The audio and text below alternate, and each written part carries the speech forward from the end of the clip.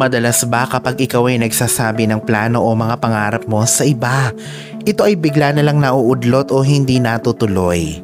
Minsan naman, ikaw ay maginhawa ang buhay, ngunit sumasadsad dito sa huli at parang nagiging komplikado ang mga bagay-bagay para sa iyo.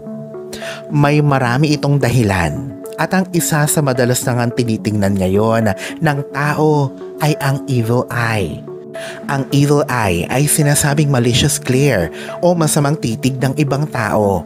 Kadalasan ang pinagmumula nito ay ang inggit at galit na kapag naipasa ito sa iyo nang sinasadya man o hindi, ikaw ay mamalasin o mauudlot ang iyong plano sa pinapangarap mong tagumpay. Sinasabi na pati na din yung mga papuri sa iyo ay may halong evil eye. May tatlong klase ng evil eye. Ito ang unconscious o hindi sinasadya. Pangalawa ang sinasadya o yung may halong dalangin na mapahamak ka. At ang pangatlo ay ang hindi nakikitang evil eye at ito ang mas mapanganib. Ang evil eye na kilala din sa tawag na Nazar ay ang malaking parte ng kulturang Cypriot. Sa loob ng mahabang panahon, ang evil eye charm ay kilala na isang makapangyarihang protective symbol upang kontrahin o salagin ang anumang evil forces at negatibong enerhiya. Ang asul na evil eye ay isang tradisyonal at orihinal na kulay nito. Ito ay pinaniniwalaang nagpoprotekta mula sa inggit, masama o mapaghangad na tingin ng ibang tao.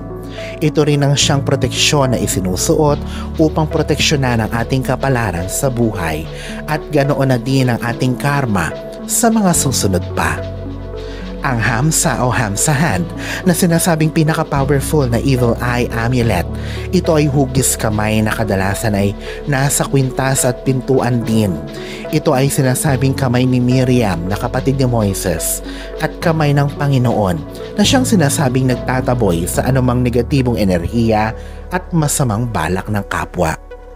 Ang paniniwala sa evil eye ay lumaganap na sa tradisyon ng mga Jewish, Islam, Buddhism at Hindu at magpahanggang sa ngayon, ang evil eye ay kilalang kilala at pinaniniwalaan.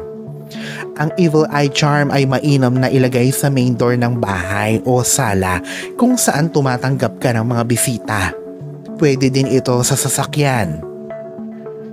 Pinaniniwalaan na ang pagkasira ng evil eye charm ay palatandaan na nagawa na nito ang kanyang trabaho para sa iyo.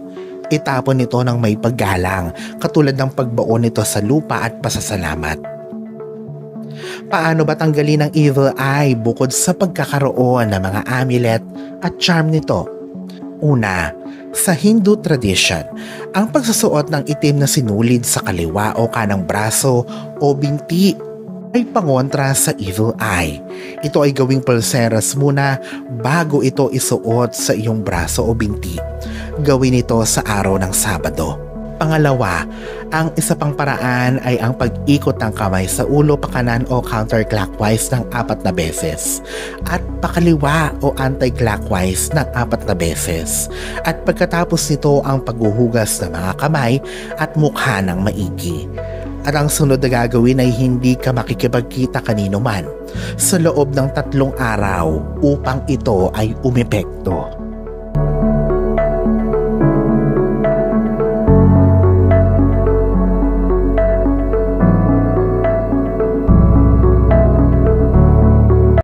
Alalahanin na sa poong may kapal pa din, nagmumula ang lahat ng pagpapala, ang kasipagan at ang kabutihan sa ating kapwa kasabay ng buo mong pananalig sa may kapal. Ang siya pa rin na dapat ay manaig.